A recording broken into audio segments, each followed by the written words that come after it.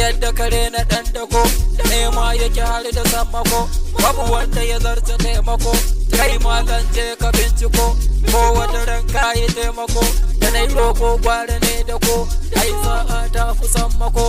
in ba ka so ka kan muko, ya karata ya kanka kaji ko, masu kuɗi ku daina mammako, da ku zanto masu taimako, dukiya aka ba ku yi riko, Allah ne ya ba ku kunjiko, kun san za a tambaye ku ko, yadda kuka yi da su fa kunjiko, sarki Allah ya taimako, masu kuɗi na ta shan wuya, masu shi na ta shan wuya, rayuwa tilo guda ɗaya,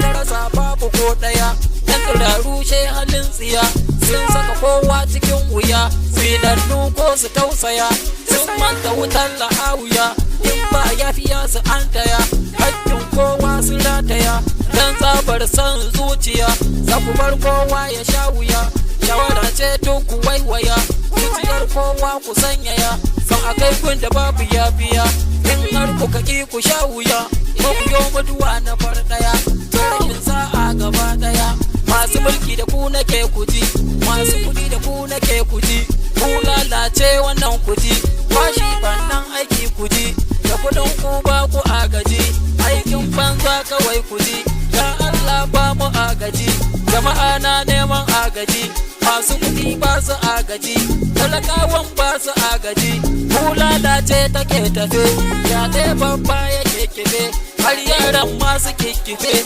waƙoƙi ne suke tafe, ga ɗaya nan ta yi rarrafe, Zizi ka iso, babban gaye, ya mana, muje.